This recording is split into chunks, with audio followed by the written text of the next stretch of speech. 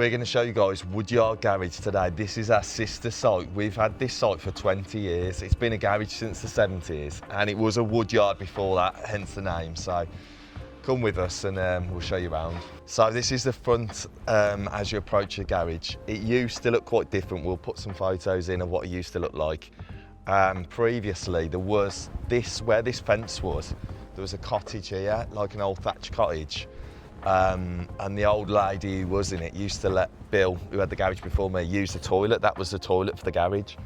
And where these houses are, all those houses, this was just the land of the cottage overgrown, and then we had a yard at the back. So all of this, we'll do an aerial shot of it, but all of that was just a big yard.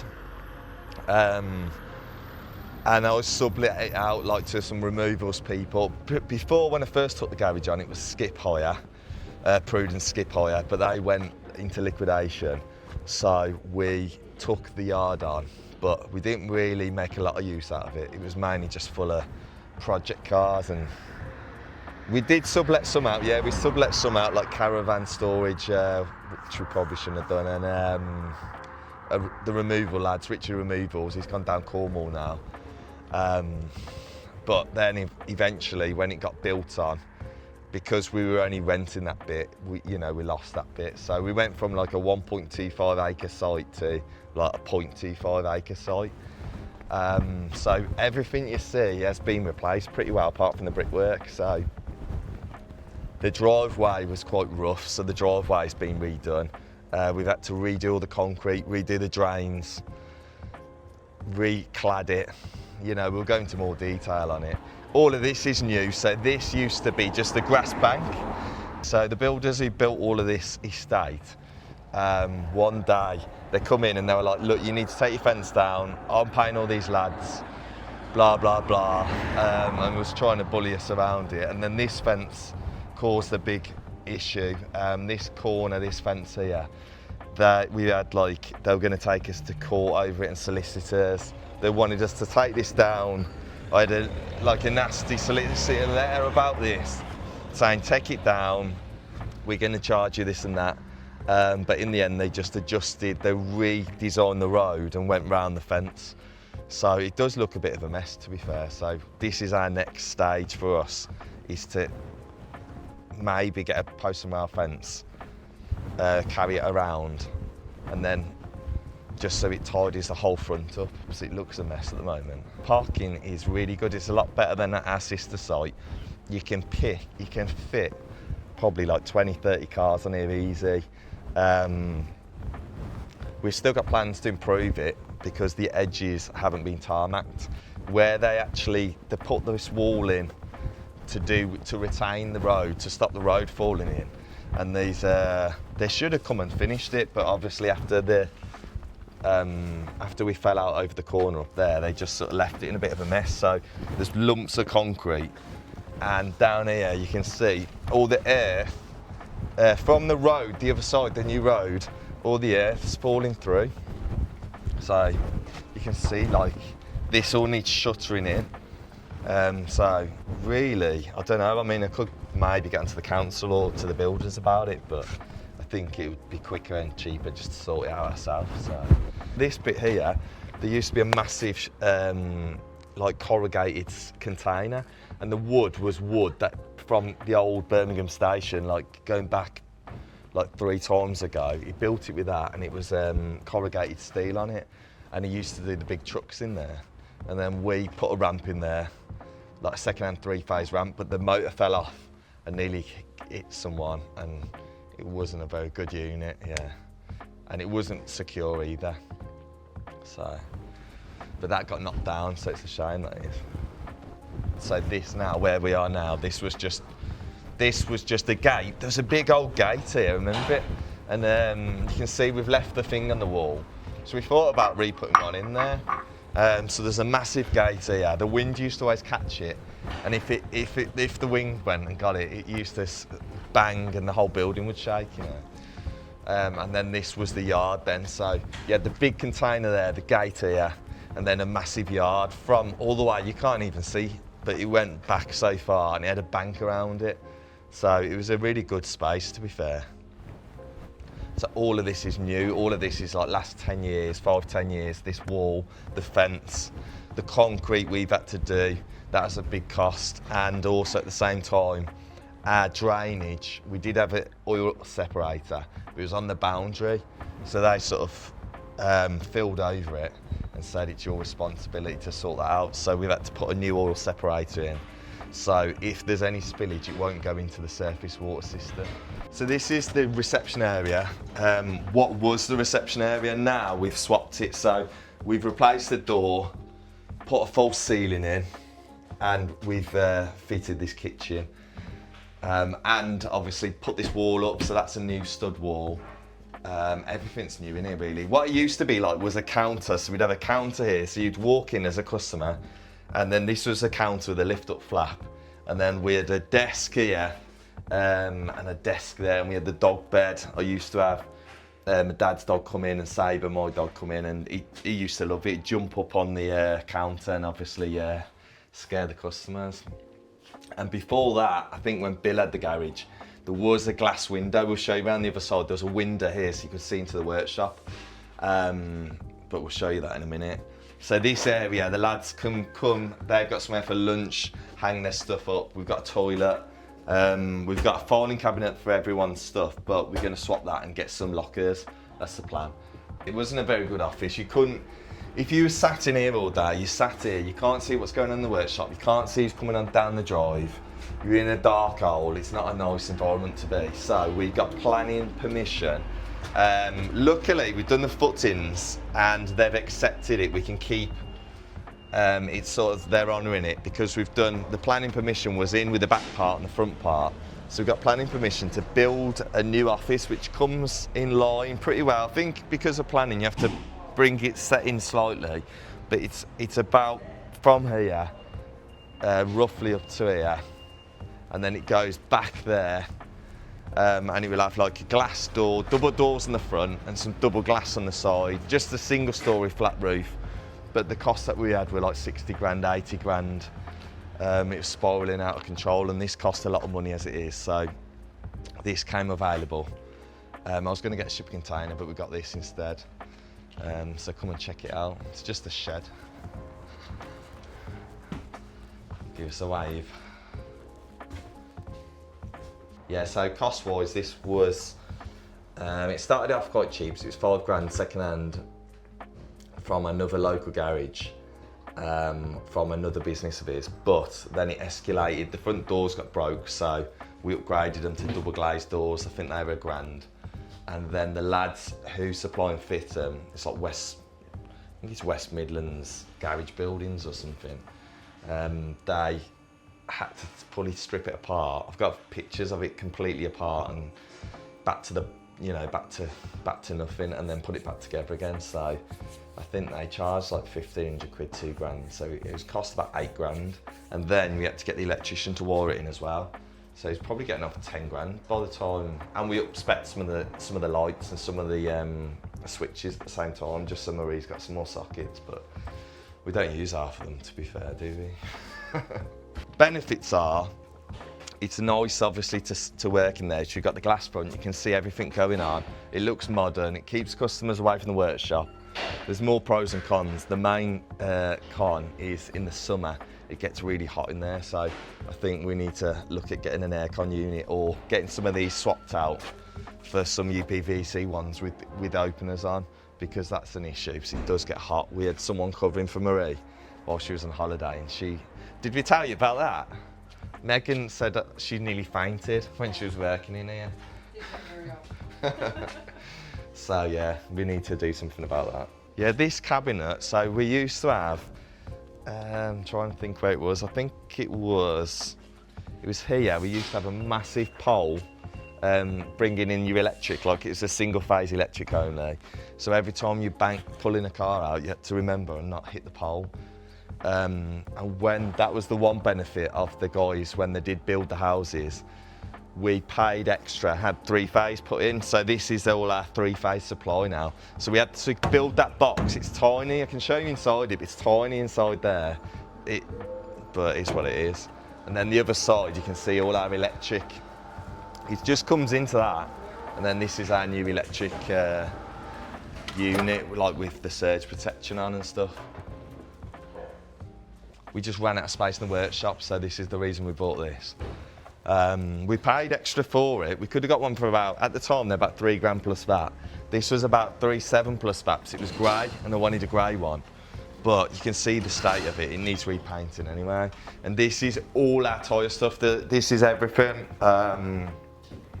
Wheel balancer, tyre machine. We've got a bit of junk in here, like the old engine crane, which doesn't get used, and like these boards. Tyre-wise, tyre stock, a lot of this stock is cars coming in for the week. We don't particularly stock tyres, but 9 times out of 10 people say, get that in for me. So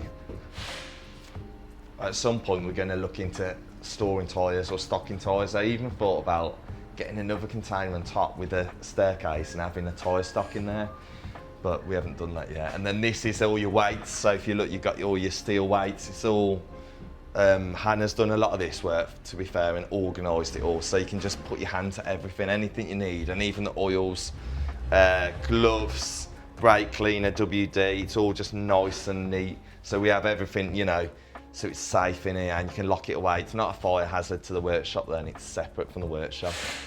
So previously the garage, when I took it on, was just, you'd pull in and there's an MET bay on the right hand side and a 2-post lift, so it's a two bay workshop. It did finish here, so you can see where we've got that piece of shutter in. So this is all extension, this is what we had to apply for planning for, and luckily got it passed through. So it's just a portal frame building that's clad basically. So all of this is new now. This is the new section. He's done a really nice job. So if you look, you can see, yeah, that this was the finish. So this is where the unit used to come to. We got that built just to infill it. So all of this bit's extension. So like half of Alex's bay and the MET ramp, that's all extended. Yeah, so before when I first come here, so this, where Hannah's working now, that was the MET bay. So there was a pit. You'll see it, you will see it under here. That's where the brake tester was. And that was your MET ramp there, 4-post lift. It was an old Laycock lift. And then this was empty, and we put a brand new 2-post lift in there, like a Chinese one off eBay. And then here, you can see some of the, where them bolt holes are there, them 4 bolt holes. And you can see just above the bulb stand here, the holes. This was like a mezzanine, and then this was a little office. So this was the MET office with a safe. There's an old, massive old John Tan Birmingham safe there. And there's a little ladder upstairs, but the upstairs area was always just full of rubbish. Even when we took it on, we just filled it full of rubbish. So when we did the extension work, we took that down, and Bill wasn't too happy about that, but it's opened up the whole workshop, you know. What we've done, we've split it into rooms. We tried to split it into rooms. So like everyone's got their own, like, so it's like a 4-bedroomed house, do you know what I mean? So this is Hannah's area, so she's got her own bay. So you've got Hannah's toolbox, she's got the biggest toolbox. It's a RAV lift. This isn't that old, I think we bought it just after COVID, and they're all matching lifts, bar that one. But we've been really pleased with this lift, it is. It's been golden. This is Russ's lift. And Russ's toolbox. He's trying to sort of compete with Hannah, toolbox size-wise. So this is Russ's area, but it's all kitted out. He's got his tablet for doing his jobs. He's got all his guns, his charge points. He put these lights on, so it did get dark when you're working in this area, especially in the winter. So that was Russ's idea, and he actually got all that fitted and went and got the bracket and everything. I thought it was going to look really bad, but it looks really good actually. Yeah, so this is the MET bay. It was an MET station. Obviously, as we said earlier, that was the bay at the front, but it had lapsed. It had been like 15 years, so it'd been so long, you don't get no rights or grandfather rights. So it's a new application, so it's a brand new application to DVSA. It was sort of an empty building. We were starting from scratch. Once we'd done the refurb, we did shut for a couple of weeks and just do the refurb. We did want, everyone said, Howard said, I said, like, we want the MET bay at the front So you can literally pull a car in, pull a car out, fast, in, out. It looks good as well, because that's the brand new bit, what customers are going to see. But DVSA said we want it separate, so that's why we've ended up at the back.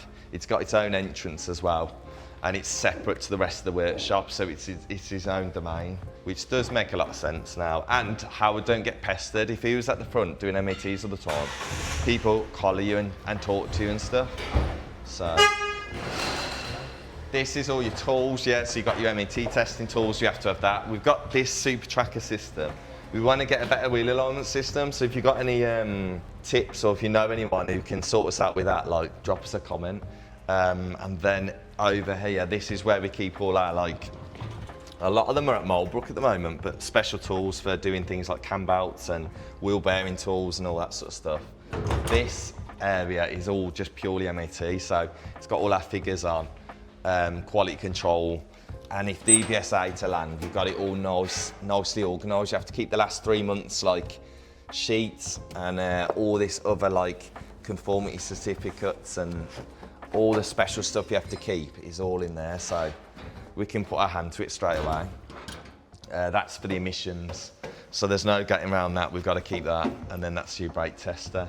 Oil-wise, we keep a mix of different oils. We have some in the barrel and we have some in the container, and a lot of the cars now we just order it per car because there's so many variants in the oils. But we're looking at possibly going with Shell oil or Castrol. You can become a Castrol centre, and it used to be a Castrol centre back in the day. We've got pictures of it with the Castrol oil signs, and we've got photos of even the ramps were Castrol ramps. They supplied the ramps back in the day, so it'd be quite nice to do that because it'd be going full circle. And it's a premium brand, and we're trying to be more of a premium centre, obviously. That we've put in recently, the hex lighting. I saw it at a lot of detailers, but not many garages have got that, and it was a pain to get fitted. He spent hours, he spent the whole day fitting that because he's not fitting to a fixed surface. If you've got a solid flat roof, it's easy to fit to, but because it's hanging, he had to boil this wire, and it's still not 100%. But. Yeah, so this area here, we want to sort out this area. That's our next step. You've got to have somewhere to wash your hands, obviously. The towels, we have all this lot from Johnson's Apparel Master, so it's all, we don't have anything that we use and then chuck in the bin. It's all tuck away, cleaned. Even the rags, like if you get any spillages and you're wiping up oil, you have to have them in a sealed container from a fire risk point of view.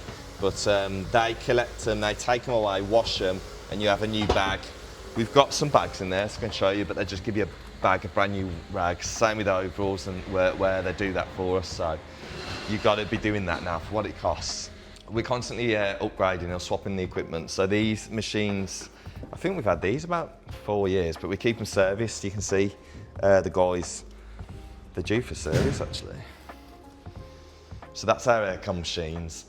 Come the winter, they're not used as much, even though you need to be doing it all year round. And then we've got your spring compressor. That's all wired up and bolted down as well.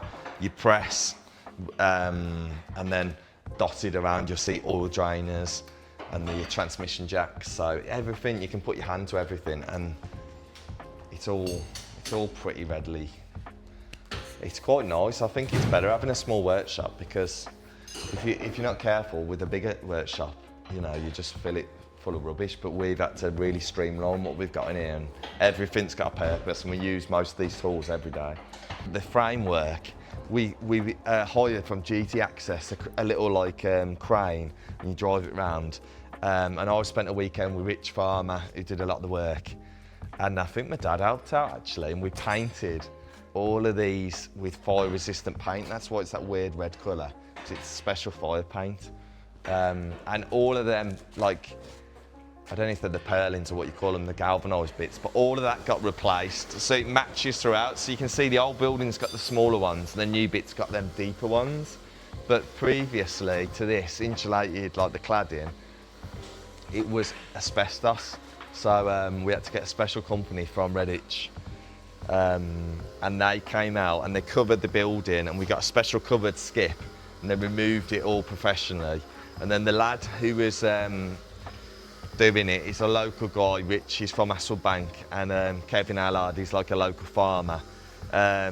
the week they were doing it, I was actually away on holiday, so I planned it that I'll be away when the roof was being replaced. And Rich was having a baby that week, so he said, if the baby comes, he's going to have to leave the whole place with no roof on. But luckily the baby didn't come on time, so. So I come back and obviously it had the new roof on. I think it's like, I can't remember the colours, it's like gooseneck grey and merlin grey or something. The other site, we've just painted everything anthracite, but we have got the rail codes for that, so at some point we'll match them up and we'll do more of a colour scheme so it's the same throughout.